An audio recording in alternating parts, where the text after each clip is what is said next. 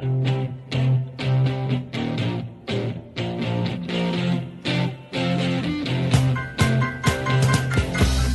to Close Up on America's Business, where business, finance, and technology intersect. I'm your host, Barry Waxler, here with the always bubbly and energetic Eve Nasby, and from the Disabled Business Persons Association, Mr. Urban Miyares. Our goal on Close Up is to focus on how business, finance, and technology play into our everyday business life and make our communities a better place. We have a great show, so let's get started. Woohoo! Hey, guys. Hey, Barry. Welcome back. Thank you so much. It's good to be back. I can't believe after that first session, Urban, they actually asked us to come back. What else would he do? You know, there's a secret to all that. I only have two friends. Oh, bless you. I'm so sorry that they're us. Yeah. Well, you know what? You get what you get. But we've got great guests. We have a great lineup, thanks to you again. Oh, well, you know what? I wouldn't take the blame for that one, so we'll have somebody else do that. So what is going on in the lives of, let's start out with Eve. Uh-oh. Okay, what's going on in your life these days? My goodness. Well, you know what? I love this country. I love our military. And I love the fact that we're continuing to build new ships. And I got to tour the USS John Finn yesterday, which is a new class of destroyer, and it's beautiful and powerful. And the guys and gals on that ship are just top notch. So is that the ship where they have the universal bathrooms and they have it more for women now? Oh, you know what? I don't know. They didn't talk about that, but there definitely were women. Let's go back and check it out. Okay. You know, it's easy to get you guys together. It's kind of hard to get you apart. So life is different from back in the days when, of course, when I was in the Navy and when Urban was in the Army. But, you know, I remember our ship was built so cheaply because they figured it was a tank landing ship, and if it ever got on the beach, it wasn't coming on. Oh, got it. And you know what? I met some really cool people on the tour, and we were talking about veteran entrepreneurship and how veterans make great entrepreneurs after they get out. And there's lots of organizations out there that are ready, willing, and able to give them loans and things like that. Let's talk about that. Why do you think that is? Well, they obviously have in their DNA, they know how to organize their time, they know how to be on time, they know how to focus on a purpose and stay on that goal, and they don't quit until that project or whatever it is done. And I think that's half the battle with entrepreneurs. Urban, what do you think? This goes back to World War II, with the GI Bill of World War II, and how many of our troops, both male and female, came back from war zones and started businesses. The success of them, but then it seemed to be forgotten during the Korean War, and especially after the Korean War, throughout the Vietnam War. And only now the government is recognizing it, and statistics show that the number of veterans who start and run businesses successfully are a higher percentage than the general population. Well, you know, there's the one thing that I know, and I think our listeners should know more about, is there's a lot of incentives out there in a lot of different ways to hire a veteran, work with a veteran, what have you, you know. One of these days I want to grab a guy by the name of Keith Troutman from Square Milner. Yes. And, you know, he's got his whole internal department that does nothing but help, you know, find the tax credits. And there's huge tax credits for hiring veterans as long as the structure sits well with it. So well, in this room we have you, Barry Waxler, and Urban. You both are entrepreneurs, and you both were in our military. So there's evidence right here. That's right, you know, and you know, I mean, that was I hate to say a long time ago, but that was more than a few weeks. But well, you know, also interesting. I don't know if the general public realizes it, but one government agency doesn't necessarily work with another, and that includes in the military. Mm-hmm. In the past, the Army didn't work with the Navy, and vice versa, or the Department of Veterans Affairs didn't work with the Department of Defense. Everything was confidential and segregated. But now they're combining it just recently. I believe within the last month or two, the Department of Veterans Affairs has combined with the Small Business Administration to service disabled veterans. That's great. This has been, I've been advocating that since 1980s. Yep. And now to see it come true, it's quite exciting. Very exciting. Yeah. Wow. A lot of things going on in the veteran world. Urban, what's going on in the nonprofit world? We haven't talked to you about that. I think the world has changed, as I was mentioning, driving with you this morning. All of a sudden, this past week has been a strange week. It's been a week where maybe the kids are out of school and everybody's turned into summer after Memorial Day. Something's going to happen. It's busy out there. You know, I'm finding the small business, the micro and small business, are looking to borrow money less and less. Why is that? Today? I think they're learning the value of debt business, yeah. and they're making do with what they have more. That's so big. I remember so many times back in the 70s, the 80s, the 90s, and it was all about, how much money can you borrow to build a business? And this was leverage was the word. Leverage. Yeah. Well, I mean, leverage is still a good thing, but it has a different meaning in a different place now. But if I could give any advice as a financial planner to our young people getting in business is, do it debt free. I mean, I think one of the problems we see is the big businesses, the big technology companies. You take the, House and you take all the big companies that come out there. They raise millions and billions of dollars to leverage their company. Right. Okay, that's a whole different thing than somebody, who was a plumber, painter, roofer, and needs to start up a business, and they need to go borrow enough money to do that. Right. There's investment bankers that are looking to fill the big companies out there, and most of us don't know the difference because we think we're all going to get that big. So you have a lot of great experience around this. What would be so you've got a veteran who wants to start their own company, or anybody, non-veteran wants to start their own company, but they need that capital. What's your suggestion? How do they do that? Well, you know what? I think it's all a function of, and maybe Urban's a good one to chime in on this one. It's all a function of starting out with a really, really, really solid business plan first, because most people think, especially, pardon my terminology, especially our millennials these days, because we all have the millennials now. We do. Love them. Yeah. Hugs. So anyway, but it's the millennials just think that the world comes to them, and with all the technology and all the media presence out there, a lot of it is coming to them. Yep, good point. Okay, I keep thinking about it. My son, brilliant kid, right? He figured out how there's this rare clothing movement in this country. Right. And I say, you stop and say, what's rare clothing? And, as we grow up, we went out to the department stores. We would buy clothes. We'd bring them back. We'd wear them. And that was it. And if we had more money, we'd get more expensive clothes, less money, less expensive clothes. Today, you go online and there's rare clothing that they make in limited supply. That actually is, it's virtually like having your own coin collection. Is this one worth more than that one?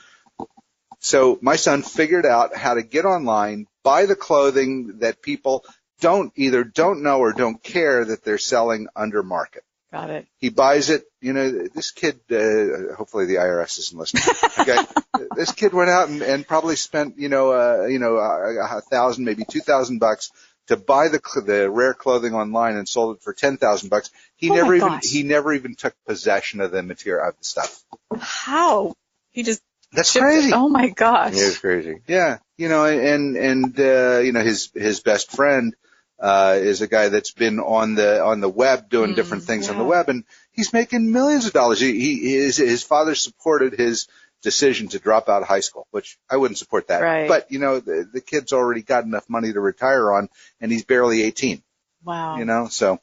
Yeah, well, I think one of the main things I tell people, especially those with disabilities, if you're going to borrow money, whether it's from a bank, your mother-in-law, the credit card, anything you have interest on, if you're going to use that money exclusively into something that will generate revenue for you.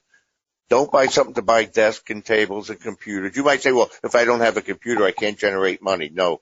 Use the cash you have that is debt-free to buy those fixed assets that you need every day in business. But money you borrow needs to generate itself. It needs to reproduce, whether it be designing of a website or something of that nature. It might not be tangible, right? But you need something that's going to generate revenue to survive. Otherwise, don't borrow. Yeah. Right. What about you, Barry? Well, with me, I think that there's a lot of things that I would recommend a young person in business do, and one is really build from the ground up. Okay, again, I've seen the mistakes where you go out and you borrow $10,000, $20,000, $30,000 because you believe that some type of advertising is going to generate the leads that you need to do the business. And, the advertising world is in a constant, state of flux, constant state of change. Okay, in the old days, you could drop a piece of mail and get a 2% response on the mail. Today, it's all about social media. Right. It's all about all kinds of stuff. So, Of course, I get the big thing with the disabled. I need money to get started. I said, if you need money to get started and you've never been in business, that means you don't know anybody. The least amount of people you know, the less your contacts, the more money you'll need to start a business. you're listening to Close Up on America's Business, where business, finance, and technology meet. I'm your host, Barry Waxler, here with my co-hosts, Eve Nasby and Urban Miaris. If you want to appear on our show, just email me at bwaxler@barrywaxler.com. Interesting conversation. I wasn't sure where we were going this morning, but we got there. But you talked about what was new in my world, and Yeah. I told you, and we talked about urban. How about you? What's new in your world? Well, what's interesting is I got a lot of feedback, some years ago, a couple of years ago, I guess it was, I wrote the book, Stop Bleeding Cash. Yeah. And I got a lot of feedback on it that, these were great books to identify the problems, great areas of things, and where was the solution on this? So we started guiding people towards solution-based, results-based planning and what have you. So I have a phone conference tomorrow with the team that's reassembling the book for me. It's all rewritten and what have you. So it's hopefully within the next couple of months I'll have it back out on the market again. Any of our listeners that want to get a copy, I really wrote the book to help people not to have a side business or a side income. So what I want to do this time is I want to put it out in mostly electronic form. Mm-hmm. And I'm happy for anybody that wants to dial in, email me, what have you. I'm happy to send them content chapter by chapter, send them the whole book. I'm happy to do that. It'll be up on Amazon, for those that don't listen to the podcast, Mm-hmm. but so that's what's new on my side. A lot of great stuff happening this year. We're in a really good economy. How long that's going to hold up? I'll put it to you this way. What do you think is the one biggest underlying factor that's driving business today? Good question. Yeah. Oh, my goodness gracious. I would just say confidence is number one. There is consumer confidence. Confidence about the future, and if you don't do something, people are not planning. Getting a job today is more or less of the previous generations. Working for the same company for 20 plus years and getting that gold watch. Right. So people are looking more to the future, plus we're living longer. That's true. What do you think is the number one driving thing economically that's keeping business running well? Any thoughts? I can't come up with one item.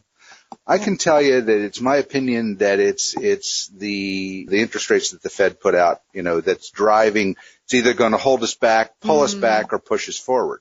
Okay, and they keep holding back on rising the interest rates, which obviously the government needs the money, but at the same point, we also have more economy going on. As soon as interest rates come up, financing goes down, everything goes down. If you look at the insurance industry, everything they do is based upon the current interest rates. Okay? So once interest rates come up, you may find a positive thing from the insurance industry because they'll have higher rates of return within their product line. But, at the same point, other business owners aren't going to be able to do what they need to do because they won't be able to get the money they need to get. So interesting. It is an interesting theory. One of the things that I think is also helping drive our economy is just the way that technology is today. Mm-hmm. And, hopefully we're going to get, I was talking to one of the guys who does a lot of work on our IT systems, and I'll probably bring him on the show here in a few weeks, whatever it is, whenever we can get him on here. But, it's understanding technology is a big thing. And what you can use technology for, companies like the new platforms out there, Right. Who would have thought when we were, I hate to say it this way because again, we relate back to our age and when we were in school, and I won't use the year, but it was a long time ago. Horse-drawn wagons. Yes, right. yes. And where dinosaurs ruled the earth, and as my kids tell me. But who would have thought that you could send one tweet out and get out to, hundreds, thousands, millions of people all at one shot? Yeah.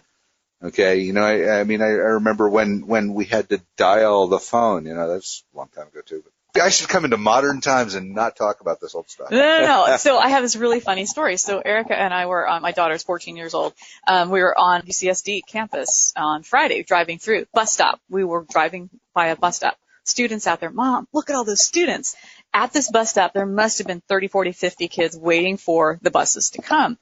Every single one of those kids, every single one of them had their head down and they were on their phones. Yep. This entire huge mass of teenagers, it was completely silent because they were on their phones. We drove a few blocks down and there was another bus stop. And so I made note of it. I'm like, Erica, look, nobody's talking to each other. They're all on their phones. And she's like, yeah. We drive a few blocks. There's another bus stop. There's maybe 10 people at that bus stop, but they're all my age. They're like 30, 40, 50 years old. They're all talking to each other. And I'm like, Erica, look at the stark difference between that bus stop back there and this bus stop right here. And she goes, they're all talking to each other. And I'm like, yeah. She said, but they don't know each other. And I said, yeah. And she said, that's weird. So in their minds, having a conversation you don't know is weird. Yeah. No, I want to come right back to that, but we got to take a quick break here. So this is Close Up on America's Business, where business, finance, and technology meet. I'm your host, Barry Waxler, here with my co-hosts, Eve Nasby and Urban Miaros. We'll be right back after this short break.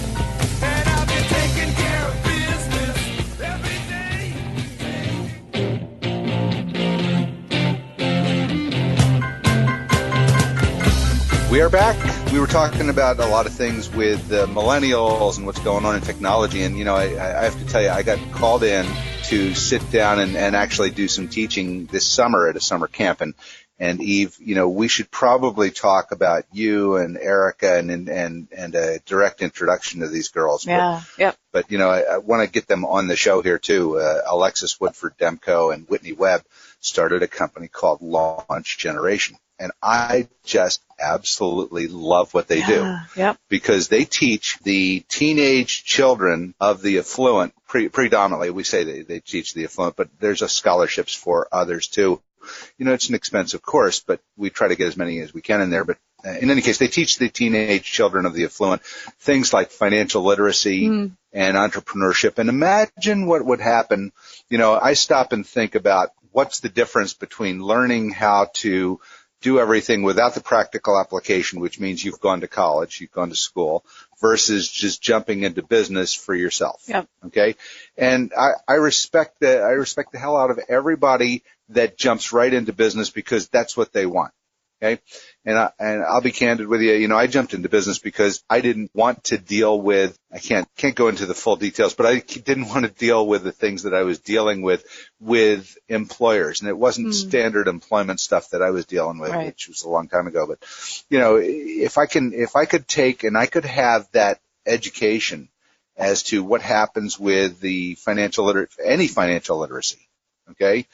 Entrepreneurship, teach all that, urban. I know you and I went to Miracosta College recently and taught a little bit, or spoke at one of the business classes.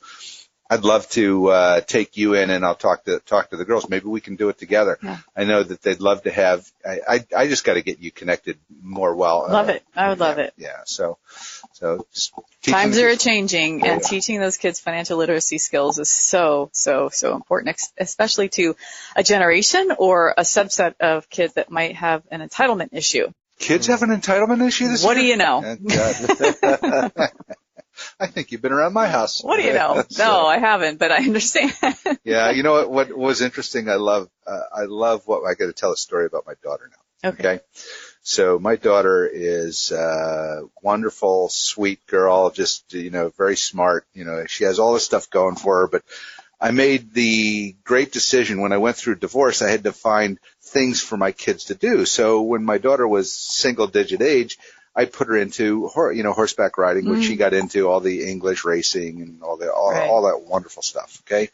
When she graduated high school, I couldn't get her out of it. Right. So she would work and, of course, back in the day, the word English was a 4-letter word for her. Then she started working at a Western ranch and then all of a sudden English was no longer there. So long story short, she got an offer to go work for one of the big ranches up in Murrieta. And live at the ranch. And she was 19 years old when she started, because she just didn't see the guidance to go to school and get the education and what have you. right? So she dropped out of college over there at Miracosta and went to work over for Oakmont Ranch up in Murrieta. She couldn't talk to me for 2 minutes when she lived with me, and she moved up to Murrieta, and she couldn't stay off the phone with me. Okay. She missed you, Barry. Well, yeah, she missed me, but she also wanted to make sure she didn't make mistakes, and she kept asking me because she was in a management role, and she was 19 years old in management. That reminds me of when I worked for the guys back in Philadelphia, and I was 21 and shouldn't have been there, but that's besides the point. Right. Anyway, so she came to the point where she wanted to learn more, and she all of a sudden got an appreciation of all the things that I've been through that she's going through. Right. Okay. Ultimately, she lost the job. She came home, but she found, she rededicated herself. She finally got around to selling her horse and going back to school and finding the time. Now she wants to become a Zumba instructor to help support herself going through college and all that. So, I love seeing all of this. In her case, it is entrepreneurship. It is financial literacy. So we're learning all that stuff going on. What's going on with your daughter out there these days? Oh my goodness. She's just enjoying the summer. She's focused on hopefully getting back into skating and doing her piano. But yeah, she's going to have a good, fun summer. Hopefully we'll be able to relax a little bit. Yeah. So, there's so much going on out there. It's all driven by technology, which is why a financial planner by trade wants to talk a lot about technology moving forward in the economy. Yeah. So, what I find interesting, and I think this would be very good for our listeners here too. Urban, tell us how and for our listeners that have not been introduced to Urban before, Urban's one of our great stories in this country and with a long background, back to Vietnam, what have you. But the key issue that I'm driving at is Urban is blind from a combination of diabetes and Agent Orange. And, God bless you, Urban. You're one of the people that I respect more than anybody else on this planet. Tell me, how do you deal with technology as a blind person? Great question, and I get asked that often. I don't deal with it. That's a simple answer. I do what I can with technology, and the problem with adaptive technology, where they're adapting today's technology to meet those having special needs, we're a delayed reaction. They don't design a product or a technology or a software for us specifically. They design it for those that don't have special needs, and then we have to get the adaptions on top of that. So there's a delayed reaction to that. You might get a software program, and then 2 months or 3 months later, and I'm saying we in general, depending on your type of disability, will be able to access it. But companies now are getting more and more in tune, realizing that many of us with disabilities are a viable market. The disabled population is growing quicker than any other population. And you get even social media, Facebook now gives a description of the photos. Sure, it's not that many words. I think it's only 140 or 180 words, but at least it gives an indication of what's there. It'll say, this may be two people standing by the water. Oh, it's immensely valuable to us, and it helps us.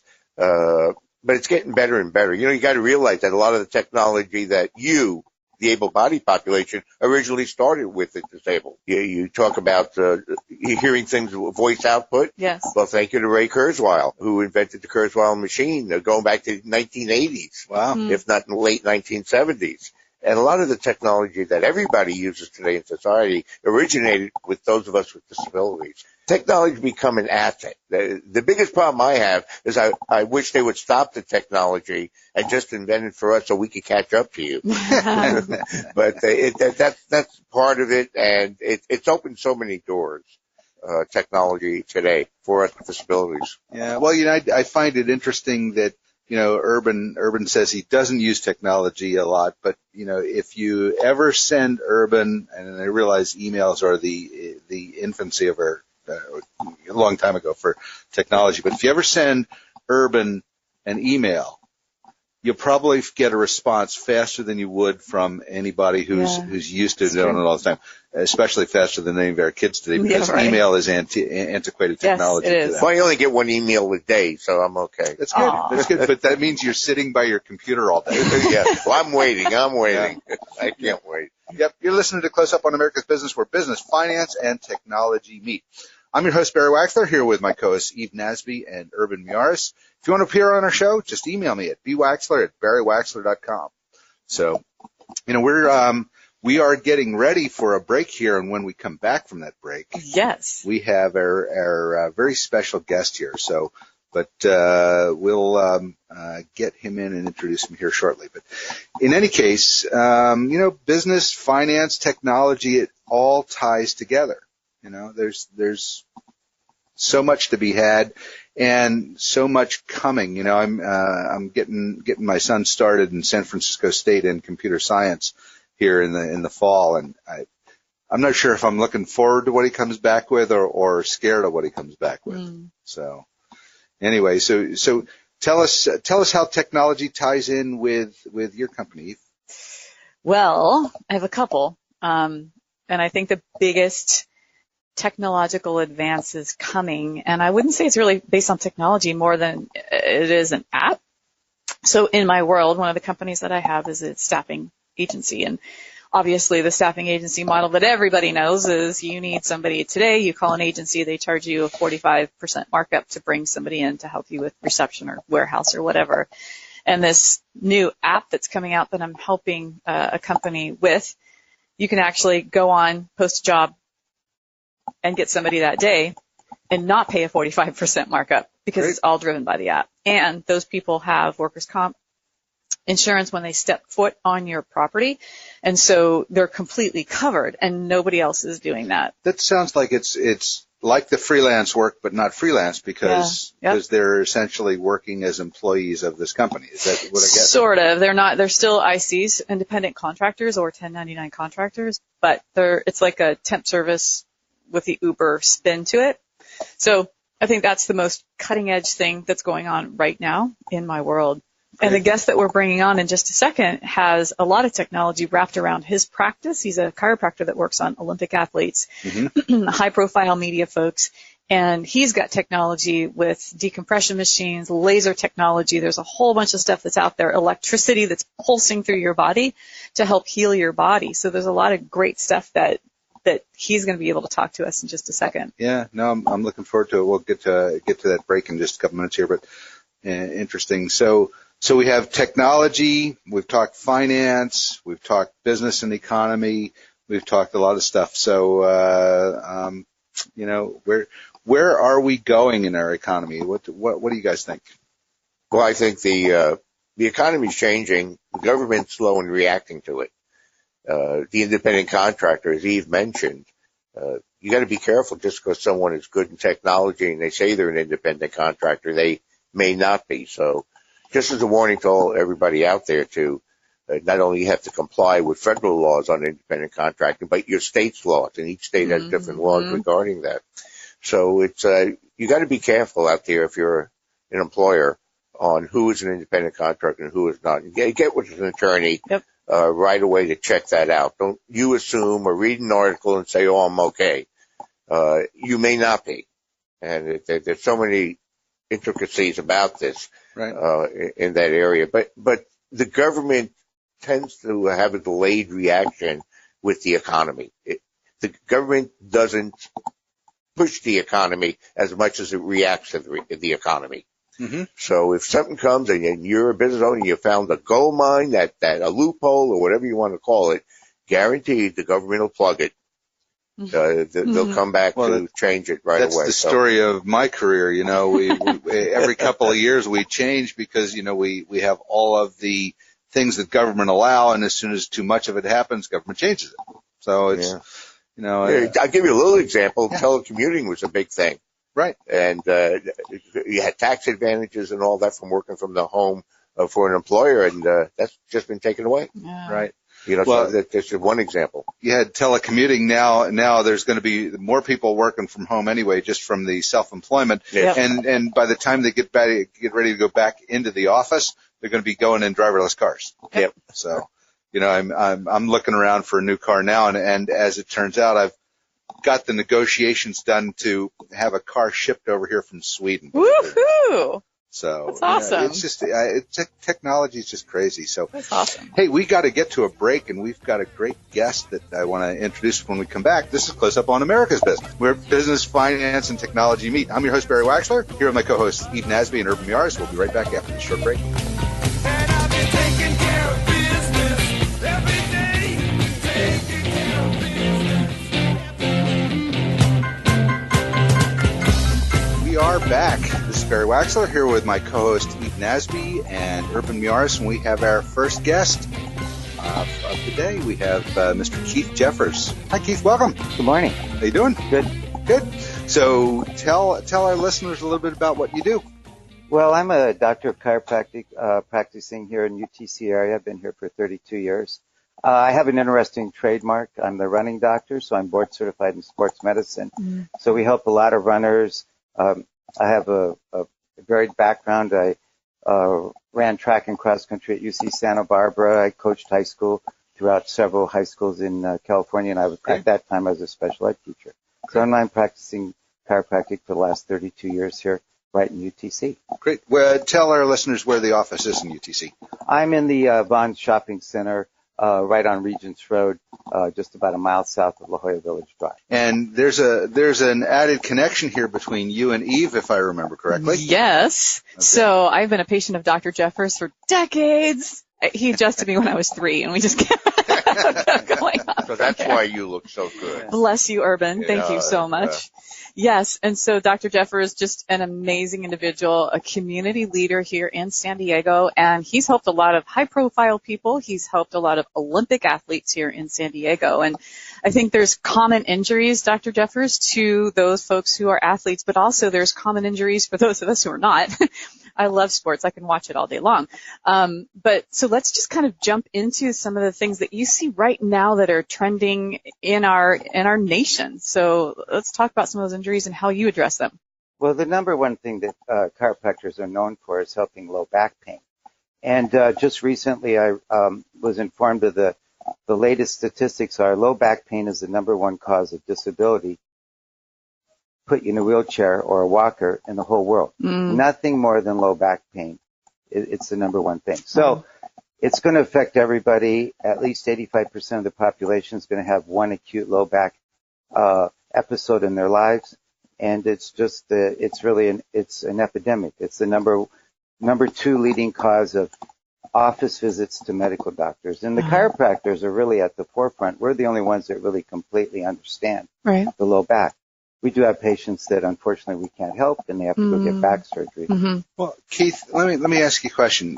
What I've seen, back for all the years that I've ever had anything to do with anybody in the chiropractic field, it was all a physical only. Whatever you did with your hands to help a patient. But when I look at your website and I see things, there's laser treatment, there's all kinds of equipment that's used in chiropractic. Now, tell us where chiropractic has come from, and where is it today? Well, I would say the average chiropractor, just the 90% of their practice would be the hands-on work on the low back and the spine, and that's very effective for a chiropractic problem. Now, I've taken a step further from the standpoint when you treat athletes, they want to get better right away, and you have to have cutting-edge technology. Through the laser and the axiospinal decompression machine that you saw on my website, that's what we do. We do a lot of MRIs. We find those herniated discs, and we do the laser, some chiropractic, and put them on the decompression machine. And most people get better. We save people every week in our office from having back or neck surgery. That's great. And it's still, is there any technology differences? Is it still diagnosed primarily from x-rays to see how the spine is lined up, or is there some other things that are going on today for the diagnosis to get the treatment? X-rays are not used as much now. There's the evidence-based medicine is not. X-rays are really for diagnosing fracture, tumor, and infection. As far as the disc goes, which is what most people have, they have a disc problem or they have a problem with the joint that needs to be manipulated. That's 99.9% of all back pain is the disc in the joint. So the MRI is the best for seeing the disc. So I order more MRI. I order a lot of MRIs. Okay, We want to find out exactly the nature of their back injury, so there's no guessing at all. You know, it's exciting today. I can remember when I was competing 30 years ago, there was a separation between the medical general practitioner doctors and the chiropractic profession. There was now even today, and I've gone to a chiropractor many times over the years, but even today, the Department of Veterans Affairs say, why don't you go see a chiropractor? And they never said that 40 and 50 years ago. Wow. Yeah. Well, now, just here's how far it's gone now. This is a sports chiropractic. To me, the best job you could have as a doctor in the United States, sports doctor, would be the head of the United States Olympic Medical Committee. And the last two, over the last 12 years now, are both sports chiropractors. Awesome. So the chief medical officer for the U.S. Olympic Committee is Dr. Bill Moreau, and he's a sports chiropractor. So awesome. So we talked about injuries, lower back injuries. I think everybody listening is sitting down. You're in your car or your desk, you've got lower back injuries, and you stand up and you're like, oh, my back. And you go to the doctor, or they give you medicine, or you take Motrin. But talk about that. So obviously you don't need all of that kind of stuff if you've got good chiropractic care. I think this is first of all, there's twice as much force sitting on the discs in your low back and the joints as standing, and 4 times more force on the joints as you were laying down. Obviously you can't work laying down. Right. But so the standing desk is a big thing that's happening. Yeah. But it's really interesting how that it's progressed. So this problem, this joint problem, that's what really needs to be investigated. People do not have pulled muscles in their back. I've never seen one in 32 years. Really? It doesn't exist. Interesting. Fracture, tumor, infection. Those are 3 where you rarely see joint and disc. So one thing the take-home message for me, for the people listening, would be joint and disc. 99% or more of patients that have back pain, that's what it is. If somebody tells you you have a pulled muscle, they don't know what they're talking about. Wow. You're listening to Close Up on America's Business, where business, finance, and technology meet. I'm your host, Barry Waxler, here with my co-hosts Eve Nasby and Urban Miaris. If you want to appear on our show, just email me at bwaxler@barrywaxler.com. So we've, lower back pain. How about concussions? All of us, we've got kids, they're in sports, if they're not playing their video games, they're in sports. We have kids, we feel like we have a concussion all day, right? Exactly. Talk about that. Well, it's really interesting because it's certainly great that the concussions have really had a lot of publicity and are being investigated, and that's wonderful. We were lacking that. One kind of interesting downside of this is if your child has had a head injury and is diagnosed with a concussion and then continues to have symptoms like headaches, that's post-concussion syndrome. The parents are just waiting and waiting. I'll give you a story. This happened 2 months ago. Okay. Softball player from Bishop's. Mother called me up. She said, I want to bring my daughter in. She came in. I said, what's going on? Well, she got hit in the head by the softball. I said, how long ago? 6 weeks. Oh, my Out of school for 6 weeks. She hasn't been attend school for 6 weeks. Oh, my gosh. Because it was this post-concussion syndrome, right? She didn't ever think that her neck might be out of alignment. I checked her neck. The neck was out of alignment. We corrected it carefully, easily. She went to school the next day. Oh, my gosh. So there's been a little, there needs to be a lot more education from the chiropractors. This is perfect for this, to let people know, sure, you have a concussion, go to the emergency room, ER, get a CAT scan, no damage, then the child is still having symptoms. Yeah. Find a sports chiropractor to go see if the neck's out of alignment. And the same thing works. You mentioned Veterans Affairs. Same thing. I treat veterans with post-concussion syndrome. Yeah. Their neck's always out of alignment. Wow. Always.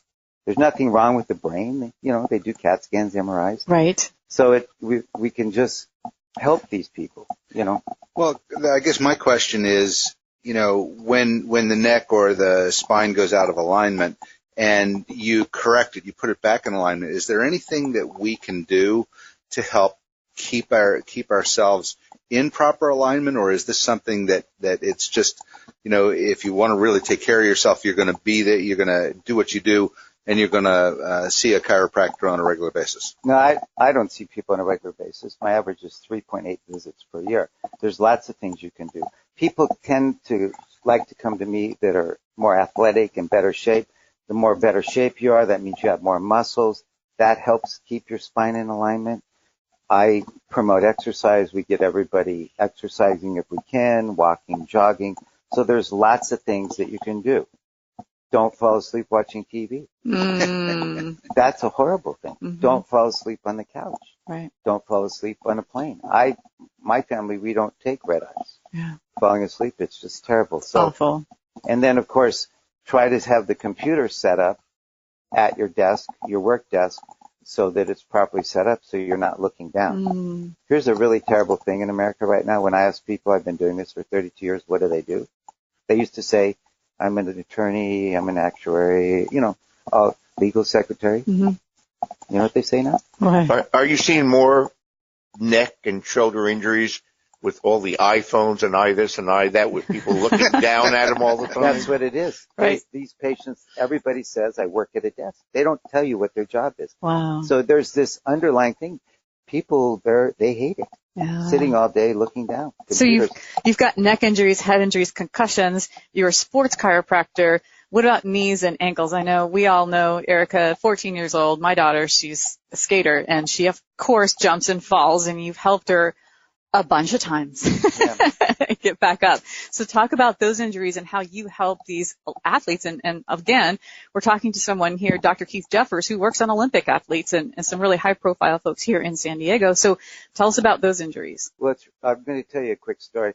I was at a Rotary meeting, and a visiting physician, an orthopedic doctor from Children's, came in, and we sat down, we talked and so forth, and I told her I was a running doctor, and I treat a lot of running injuries, and she said, you're a chiropractor. How can you do that? And I said, I make a lot of orthotics. That helps knees and ankles, just like what you're asking. Yeah. And I said, I do foot manipulations too. She said, what? See, the orthopedic doctors and medical doctors don't know that chiropractors can do the same thing to the extremities, the knees and ankles, that you can do to the spine. Wow. If the ankle's out of alignment, They don't know. you rolled it over, you need to check it, put it in alignment, give the person an orthotic, and get them back running. Yep. Interesting. Well, it brings up a thought, because I think that from what I hear, there's a lot of public education that needs to be done about the things that you do, which is why we're here today. One of the things I'd like to do with you after the show's done is connect up with you on LinkedIn and take some of your content, because I imagine you probably have a lot of content you post up on LinkedIn anyway. And let's get that out. We push the show out via LinkedIn and YouTube and what have you. And if I can share some of your information with our connections, I think that'd be fabulous. Yeah, that'd be great. I mean, as I said earlier, my initial career out of college was being an educator. Right. And I've been fortunate enough to travel all around the world and educate sports chiropractors how to treat running injuries. So I would love to do that. I mean, it would really help a lot of people. Great. Well, I'll tell you what, I would love to end this interview and hear one of your favorite stories from your chiropractic career. Okay. I have one just recently. This is a family I've been taking care of for many years. The grandfather's in the Rotary with me. One of the sisters actually ran in high school with my niece. So real quickly, when the mother came in, I was treating the daughter. I asked her about the rest of her family. She says, well, I have a son. And I said, well, what sports does he do? And she says, well, he can't really do very much because his left arm and his left leg don't work very well. He had a birth injury, apparently. And I said, well, what was that injury? And she said, we don't know. They never did any tests. So she brought him in, and he couldn't use his left arm very well. He couldn't run normally. If he tried to run, you knew there was something wrong. I did an MRI on him, so there was nothing wrong with the neck pathologically. I adjusted his neck and low back, and you asked how many times you have to do this. He came back the next visit. His arm and leg were already stronger. Wow. I've seen him 4 times since. This spring, he ran track in high school. He ran the 100, the 400, Oh, my God. and on the relay. Fabulous. He has no arm weakness. He has no leg weakness. He's been walking around. He's 14, 15 years old since he was 1 year old as a handicapped child. And it was just a strictly chiropractic issue. I did the due diligence. I did an MRI first just to check. But I haven't seen him now for 2 months. Wow. I mean, he's fine. Yep. So you know what that tells me? We need to have Dr. Jeffers come back. No, I was going to say there is hope for me. There's hope for you. And that just goes to show you real quick. I know we need to close out, but for our listeners, you're never too young or too old to get chiropractic. I mean, you can adjust infants. If you have a spine. If you've got a spine. Got a spine. So Yeah. I'll leave that one alone, but that's the point. I need a tissue after that story. That's awesome. Keith, I appreciate you coming on. That's a great story. I will definitely connect up with you and share your story with a lot of the people that we work with throughout our cyber world as well. Yeah. And hopefully we can do some follow-up work and get some more input from you as time goes on. That'd be great. Thank you very much. Thanks for attending. Oh, by the way, before I forget, tell our listeners how they can get a hold of you. Well, I have a trademark, The Running Doctor. The website is therunningdoctor.com. That's the easiest thing. You don't even have to really remember my name. Just Google The Running Doctor. I'm in the UTC area here. I grew up in San Diego, so Great. It's pretty easy to find. I'm in the Vaughn Shopping Center in UTC. And anybody wants any direct information can always email me at bwaxler@barrywaxler.com, and I'll cross that over for you. Great. Thanks for being here. Thank you. You've been listening to Close Up on America's Business, the show that brings business, finance, and technology together to make a positive impact on our community. If you want to be a guest on our show, call me at 619-295-5920, extension 22, or just email me at bwaxler@barrywaxler.com. It's been a fun show today. Join us again next week for more on Close Up. Thanks for listening. Taking care of business.